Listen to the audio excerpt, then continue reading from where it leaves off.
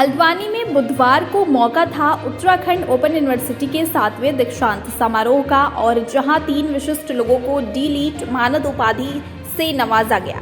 यह लोग कोई साधारण नहीं बल्कि उन लोगों में से हैं जिन्होंने अपनी जिंदगी समाज को नई दिशा देने, उसे संवारने, सुधारने में लगा दी। इन 3 लोगों में सबसे पहले बात करते हैं पद्मश्री कल्याण सिंह रावत की, जिन्हें शैक्षणिक और वैज्ञानिक कार्यों के अलावा पर्यावरण संरक्षण और संवर्धन में योगदान के लिए जाना जाता है।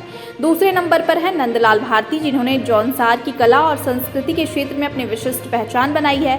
और तीसरी शख्सियत है पद्मश्री बसंती देवी, वही बसंती देवी जिन्होंने अपनी जिंदगी में कई उतार चढ़ाव देखे और खुद को सामाजिक कार्यों के लिए झोंक दिया। उत्तराखंड के पर्यावरण संरक्षण, पेड़ों और नदी को बचाने के लिए अपना योगदान दिया है।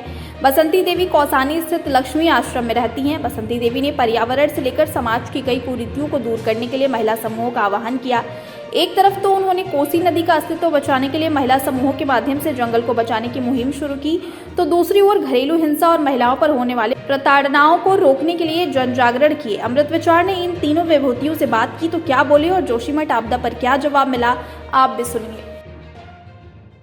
महिला सशक्तिकरण के लिए जो काम किया और लड़कियों को पढ़ाने के लिए और नशा मुक्त किया भाई लोगों को, और जो महिलाओं ने बहू ने वहाँ तो बहू ने फांसी खा दी जंगल में जाकर, तो उन सब लोगों को बचाया। और नहीं तो न उनको न मंदिर में जाने देते थे, न शादी में जाने देते थे, न कीर्तन भजन में जाने देते थे। जब से मैंने उनका महिला मंगल दल बनाया, संगठन बनाया, सबके साथ बातचीत की और सब लोगों को मीटिंग में बुलाकर बातें की, तो तब से वहाँ उन लोगों ने सब ने सम्मानित किया। अब अगर जोशीमठ में क्या ऐसी ज़मीनी ऐसी है तो वहाँ पर महिलाएं वहाँ के लोग कैसे घर बनाएंगे, कैसे वहाँ रहेंगे? वहाँ से उनको दूसरी जगह देनी चाहिए जगह, जब नहीं तो ऐसे ही वो ख़त्म हो जाएंगे, ज़मीन भी ख़त्म होगी, लोग भी ख़त्म हो गए, फिर क्या करेंगे? वहाँ कौन रहेगा वहाँ ऐसे? और वहाँ पहाड़ भी ऐसे ऊपर हुआ ना, और वहीं वो लोग मकान बनाने वाले हुए, तो ये चीज़ हो गया। ये नहीं होना चाहिए।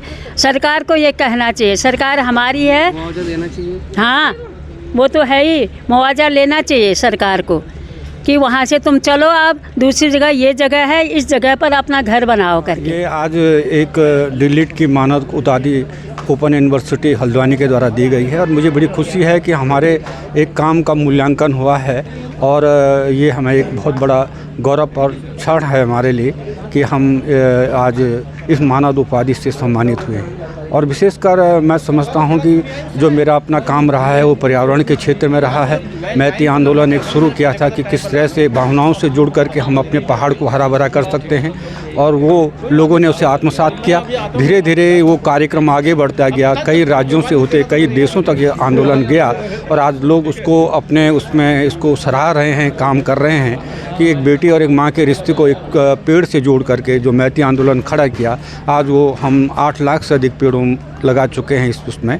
और यही एक चारा था कि हम अपने पहाड़ों को हरा भरा कर सकेंगे, क्योंकि आज जिस तरह से वृक्षारोपण हो रहे हैं और उन वृक्षारोपणों में हम केवल अखबारों तक सीमित रह जाते हैं, केवल आंकड़ों तक सीमित रह जाते हैं, और धरती पर कुछ दिखाई नहीं देता है। और इसी कारण ये मैती आंदोलन का एक शुरुआत हुई थी कि हम भावनाओं से जुड़ करके अपनी बेटी और माँ का जो रिश्ता होता है, बेटी चली जाती है और उसके बाद माँ उस पेड़ को बचाती है, कभी अपने बेटी के पेड़ को सूखने नहीं देगी, ये काम उसमें जुड़ा हुआ था। और यही भावनाओं ने उन पेड़ों को आज जिंदा रखा है, और हर लोग जो हैं अभी एक नई संस्कृति भी इसमें जुड़ी है, हमारी प्रकृति भी जुड़ी है, और प्रकृति और संस्कृति को जोड़ करके एक नया एक आंदोलन खड़ा किया। और इसी का एक मेरे को जो ये सम्मान मिला है, राष्ट्रपति द्वारा पद्मश्री दिया गया है, और अभी भी हम इस पहाड़ के पर्यावरण के लिए उसके लिए हम काम कर रहे हैं। हम लोग आज यहाँ पर हल्द्वानी में ये मुक्त विश्वविद्यालय उत्तराखंड के माध्यम से जो पुरस्कार सम्मान वितरण था उसमें भागीदारी हुई, और हम लोगों का बहुत ही हम लोग गर्व से गौरवान्वित हैं कि हम लोगों को भी यहाँ पर हमारे जौनसार की संस्कृति का, जनजाति संस्कृति का भी संज्ञान लिया गया, और उसके तहत हमको मानद उपाधि यहाँ पर दी गई। इसमें हमारे पूरे जनजाति क्षेत्र के, जौनसार के जनजाति समाज का, जनजाति संस्कृति का, जनजाति हमारी जो बसियत विरासत है उसका, और संपूर्ण रूप से उत्तराखंड के लोक कलाकारों का ये संज्ञान लिया गया है, जिससे जनजाति क्षेत्र जौनसार वालों के साथ साथ उत्तराखंड के तमाम हमारे जो कलाकार हैं इससे गर्व से गौरवान्वित हुए हैं।